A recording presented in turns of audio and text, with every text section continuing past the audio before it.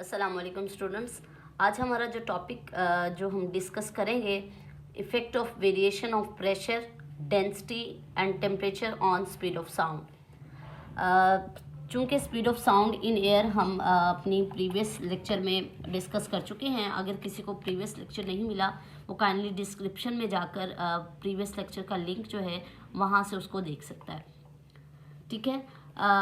First of all we discuss that effect of pressure, यानी कि हमारे पास जो स्पीड ऑफ साउंड है उस पर प्रेशर का इफ़ेक्ट क्या होता है। तो आप देखें हमारे पास चूँकि जो हमारे पास प्रेशर है वो डेंसिटी के क्या है, प्रोपोर्शनल है। तो हमारे पास अगर प्रेशर इंक्रीज़ करेंगे तो density will also be increase.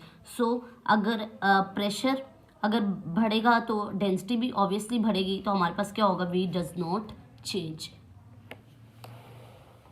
Okay, so it means that when the pressure is increased, the velocity of sound will not change. ठीक है जी। आगे हमारे पास आ जाता है the second topic is that effect of density. बेटा ये आपको शॉर्ट क्वेश्चन में आ सकता है कि when we increase the pressure what will happen on what will be the effect on the speed of sound. Okay, next is that effect of density. As we know that the density जो है वो हमारे पास velocity क्या है, inversely proportional to the square root of density, यानी कि जो हमारे पास वेलोसिटी है वो स्क्वायर रूट ऑफ डेंसिटी के क्या है, इनवर्सली प्रोपोर्शनल है। It means that when the velocity is increase, when the density is increase the velocity will be decrease. ठीक है, and here on that velocity will increase the speed of, यानी कि जो हमारे पास डेंसिटी है वो क्या कर जाएगी, हमारे पास डिक्रीज कर जाएगी। ठीक है। Next is that the very important topic for long question also. ये आपका लॉन्ग क्वेश्चन के लिए भी है, according to board point of view भी ये बहुत इंपॉर्टेंट है। आपको आ सकता है discuss the effect of temperature on the speed of sound in air. Students आप जानते हैं कि हमारे पास हमारे पास स्पीड का फॉर्मूला है वो हमारे पास होता है v is equal to gamma p over rho. It means that जब आप गैस को हीटअप करें एट कांस्टेंट प्रेशर, ठीक है, तो आपका वॉल्यूम क्या कर जाता है, इंक्रीज कर जाता है। ठीक है, वॉल्यूम इंक्रीज करेगा तो the density will be decrease. So आप जानते हैं कि हमारे पास क्या है, मास ओवर वॉल्यूम होता है। तो वॉल्यूम इंक्रीज करता है तो डेंसिटी विल बी डिक्रीज। ठीक है, तो आप एक वेलोसिटी आप ले सकते हैं एट 0 डिग्री सेंटीग्रेड पर और एक आप ले लें किसी टेम्परेचर T पर। तो आप देखिए हमारे पास एट 0 डिग्री सेंटीग्रेड को मैंने नोड से जाहिर किया, we naught under root gamma p over rho naught, और यहाँ पर वी टी किसी टेम्परेचर पर हम इसको ले रहे हैं तो gamma p over rho node. जैसा कि मैंने कहा था कि हमारे पास जो वेलोसिटी का इन्वर्स रिलेशन है किसके साथ, p के साथ। ठीक है, रो के साथ हमारे पास है।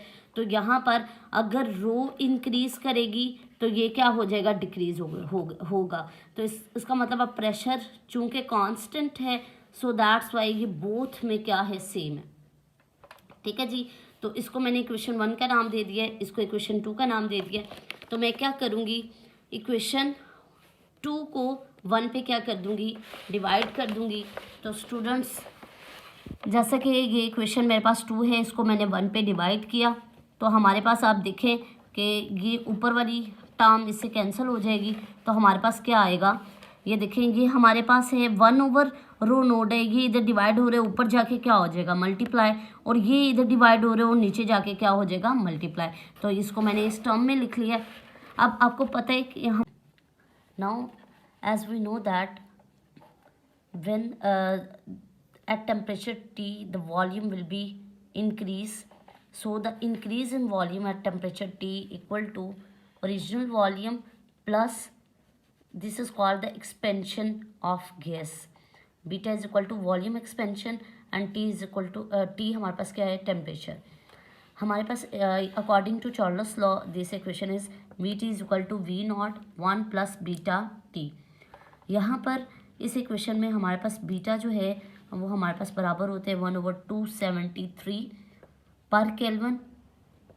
This value put in equation A, we get that Vt is equal to V naught 1 plus 1/273 T।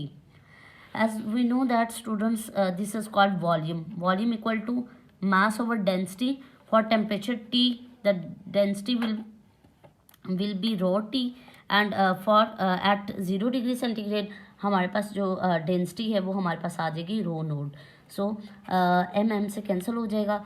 यहाँ पर हमारे पास क्रॉस मल्टीप्लिकेशन, रो नोड इधर डिवाइड हो रहा है उधर जाके मल्टीप्लाई हो जाएगा, और ये इधर डिवाइड हो रहा है उधर जाके मल्टीप्लाई. तो we get that rho naught equal to rho T 1 + t over 273. तो this value of rho naught put in equation A, put in equation this one, put in equation A, we get that Vt over V naught rho T 1 + t over 273 over rho T से cancel हो जाएगा. अब आप देखें हमारे पास क्या आ गया 1 + t over 273. ये अंडर रूट है, इसको मैंने 1/2 की फॉर्म में लिखा है. Don't confuse with that. ठीक है जी. यहाँ पर आप देखें हमारे पास अगर मैं इसका एलसीएम लूँ तो आप देखें 273, यहाँ पर नीचे 1 है तो इससे मल्टीप्लाई होगा तो हमारे पास 273 + t आ गया. तो यहाँ पर आप देखें अगर मैं ये कहूँ कि ये हमारे पास जो टेम्परेचर है किसी t पर है और ये मेरा टेम्परेचर एट 0 डिग्री सेंटीग्रेड है, यानी कि टेम्परेचर T नोट हमारे पास, इसको मैं ऐसे लिख सकती हूँ कि हमारे पास ये जो टेम्परेचर है T डिग्री सेंटीग्रेड पर है और ये हमारे पास 0 डिग्री सेंटीग्रेड पर है 273. तो इसमें कोई फ़र्क नहीं आएगा अगर इसमें 0 ऐड कर रही हूँ. ठीक है, ऊपर वाली वैल्यू बिल्कुल सेम एज इट इज़ है, मैंने बस ये डिग्री सेंटीग्रेड लगाया. तो इसको मैं कह सकती हूँ कि ये वाला जो मेरा टेम्परेचर है ये T है और ये वाला मेरा जो टेम्परेचर है T नोट है किसी यानी कि एट 0 डिग्री सेंटीग्रेड. तो यहाँ पर इसमें मैं वैल्यू पुट कर दूँगी तो we get that Vt over V naught equal to T over T naught square root. ठीक है, ये हमारे पास वेलोसिटी का रिलेशन है किसके साथ, टेम्परेचर के साथ.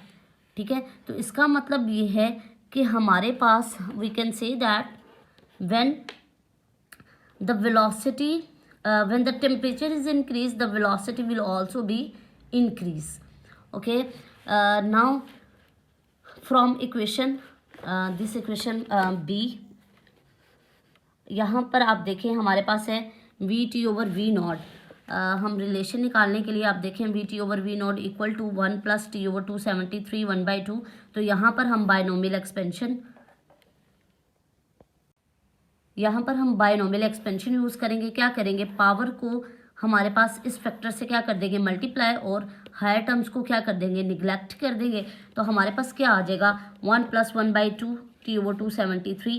तो बेटा हम इसको इसके साथ क्या कर देंगे मल्टीप्लाई. तो we get that 1 + t over 546 हमारे पास आएगा. तो आप देखिए यहाँ पर ये V नॉट डिवाइड हो रहा है, उधर जाके क्या हो जाएगा मल्टीप्लाई. तो हमारे पास आ जाएगा V नॉट 1 + t over 546. तो इसको अंदर मल्टीप्लाई कर दें तो आप देखें V not + V not t 546.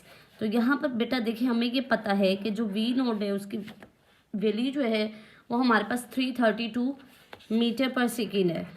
ठीक है, तो यहाँ पर हम पुट कर देंगे तो हम देख सकते हैं कि हमारे पास कितना फैक्टर इंक्रीज हो सकता है. तो यहाँ पर मैंने 330 पुट किया तो वी गेट दैट 0.61 t.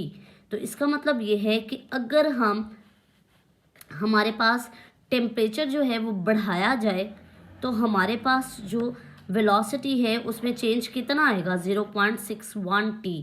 यानी कि ओरिजिनल जो हमारे पास स्पीड ऑफ साउंड है उसमें जो चेंज आएगा वो हमारे पास किसके बराबर होगा 0.61 t. यानी कि अगर फॉर एग्जांपल आप ये कहें कि हमारे पास जो टेम्परेचर है वो 1 डिग्री सेंटीग्रेड है. ठीक है, तो इसका मतलब है कि हमारे पास जो ओरिजिनल वैल्यू है स्पीड ऑफ साउंड की एट 0 डिग्री सेंटीग्रेड उसमें कितना चेंज आएगा 0.61 हमारे पास उसमें क्या आएगा चेंज आएगा. तो ये वैल्यू हमें बताती है कि हमारे पास जब टेम्परेचर इंक्रीज होगा तो हमारे पास वेलोसिटी जो है वो इंक्रीज करेगी. बेटा ये जो हमारे पास इक्वेशन है ये आपको प्रूफ आता है बोर्ड में. Students, hope you this video may be help you.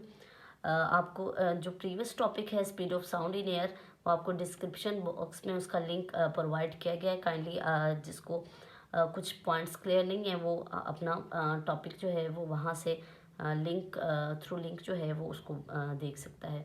ठीक है जी, ओके, अल्लाह हाफिज़.